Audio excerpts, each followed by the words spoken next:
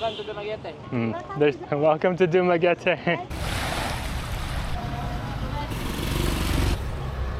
You've got tons of beautiful women here, let's just be honest. Hey YouTube, Alex here, and I am walking on the boulevard in Dumaguete. I wanted to share my first impressions of the city, give you my thoughts. Should you come here? A lot of people are asking me, oh man, isn't it overhyped? Oh, Dumaguete, isn't it done? Do I agree with that? Stay tuned and we'll get into it.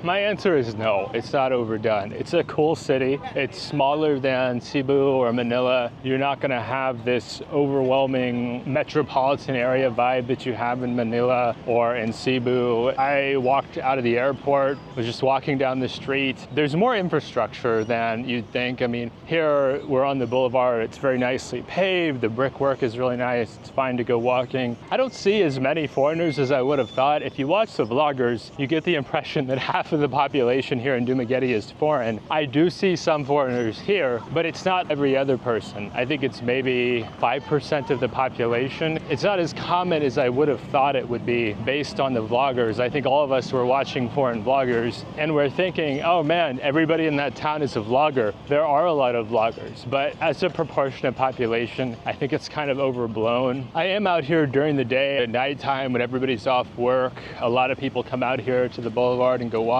You see people scattered throughout here, but there's just really not that many people. I like the weather a lot. The Philippines has my favorite weather in Southeast Asia. Dumaguete is no exception. You've got the wonderful ocean breeze. I think it may be that there's more tree cover here. There's the wine up bar.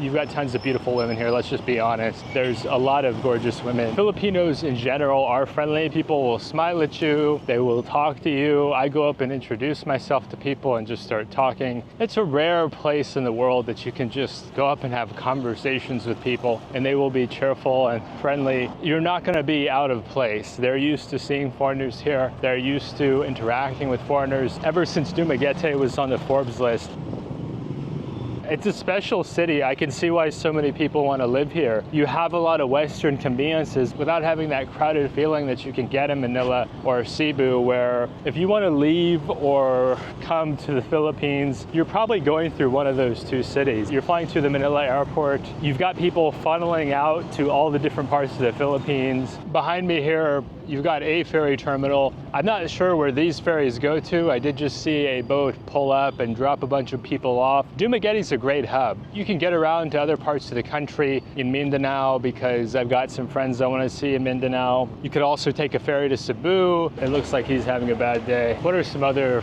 oh, hello, sir. Hello, sir.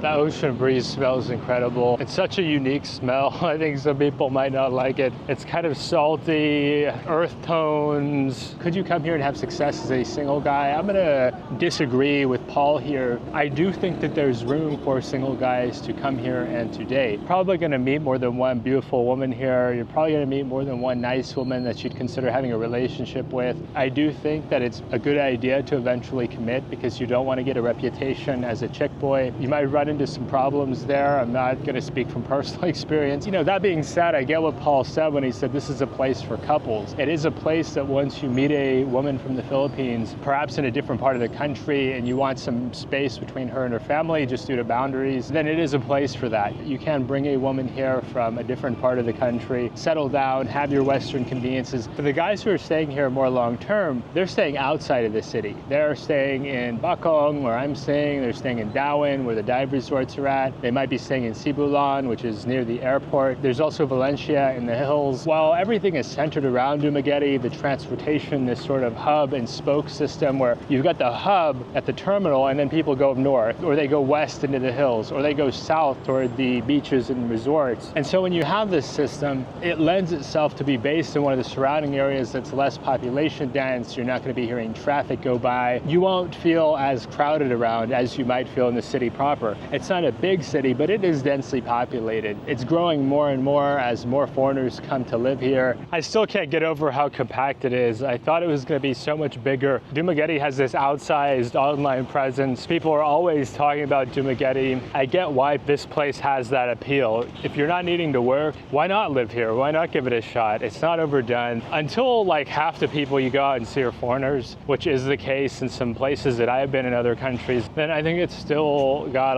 hello sir, it's still got a lot of room to grow. There's a lot of room for new people to come here. Some expats move on, they find it's not for them. It's not like every expat moves here and stays for 1,000 years. Unfortunately, we do lose some expats. Probably some, it's more fortunate than unfortunate. Don't come here and expect a mega party. It is a fairly low-key or laid-back place. It's a little bit different from Cebu City, where it seems to be more of a party scene. I think it makes sense, right? I mean, if you're coming into the country and you're jet-lagged, you want to just blow off steam, first thing you want to do in Mactan is head to a bar. But that's not going to be as much of a thing you'll do here. Is there some of that? Yeah, I do see some bars, but it's not going to be this over-the-top party scene. There's a lot to see here. It's deceptive. It's not the biggest place, and if you're just walking around like I am right now, you might feel like, oh, I've seen it all. Because it is spread out, you're going to want to have some kind of transportation here. You've got to sort out some way of getting around efficiently. More first impressions. I've just been shocked at how much I'm talking to people and meeting people. I feel like I've done more socializing here in a day than I would in the US in an entire month. Now, how about pricing? I know a lot of people are thinking, hey, the Philippines, can I afford it? Living on X a month in Vietnam, I'm living on X a month in Thailand. There's a few things that you can do to help moderate the cost. The one is, of course, finding a relationship. If you're dating a local woman, she's going to dramatically reduce prices. She will be a local face where she's going to get the local price when she goes shopping. Don't go with her. If you're trying to negotiate for an apartment, once again, have her help you to negotiate. She's probably going to get a better price than you will.